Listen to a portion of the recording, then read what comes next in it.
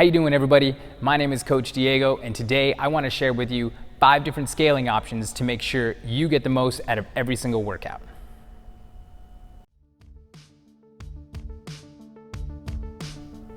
Now, it's no debate that CrossFit is known for its difficult workouts because of heavy weight, high rep schemes, complicated barbell movements, and sometimes different combinations of those. But it's still our job as coaches to make sure that everybody stays injury-free while still reaping the benefits of these high-intensity workouts. So the following is going to be 5 ways that you could scale or modify to make sure that you're staying safe, efficient, and effective in the gym.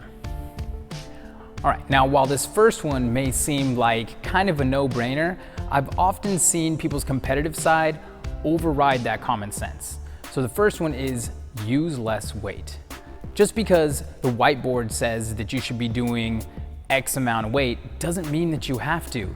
And a lot of times if you're using too much weight, that could lead to bad movement patterns and injury. So if you're looking at the board and it looks like too much, it might be. So go ahead and cut that weight down. Leave the ego at the door.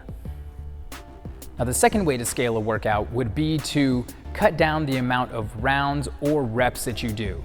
A lot of times these workouts are fairly short, but even in that short amount of time, it can still add up to a lot of reps. So if you're looking at the board and it seems like the reps or rounds is a whole lot, feel free to cut it in half to keep you safe and moving effectively through the workout. Scaling option number 3 is pretty similar to scaling option number 2, but instead of decreasing the amount of rounds or reps, you can go ahead and cut down the amount of time you're working out. Every now and then we will do really long workouts. Sometimes these workouts are 30 to 45 minutes long.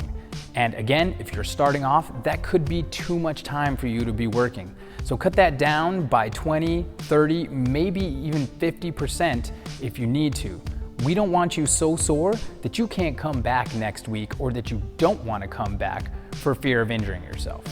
Option number 4 would be to utilize a shorter range of motion. This is particularly helpful when you're learning barbell movements such as a clean and jerk or a snatch. These can be complicated movements to learn, so starting from the floor and catching it in a full squat can be really difficult for beginners. I would suggest starting from the knee and just catching it at the end in a quarter squat. This can also be helpful for people that have bad knees or hips when doing back squats or front squats. There's no need to go as low if it's going to injure you, where some other people might be able to handle it. Just because they can doesn't mean everybody should. And scaling option number 5 is to do a completely different movement in general. For instance, if running hurts your knees, maybe you should try using the Airdyne bike or using a rower instead of going for a run. If you happen to have shoulder issues when pressing weight overhead, maybe just do a push-up instead of a push press. All good options to keep the body safe and keep you moving throughout the workout. Scaling is not a way to make you do less work, but it's a way to keep you safe during the workout. So if you ever have any concerns about a particular movement, talk to your coach and I'm sure they'd be more than happy to help you out based on your particular needs. I hope these 5 options helped you out, and as always, I'll see you around the gym.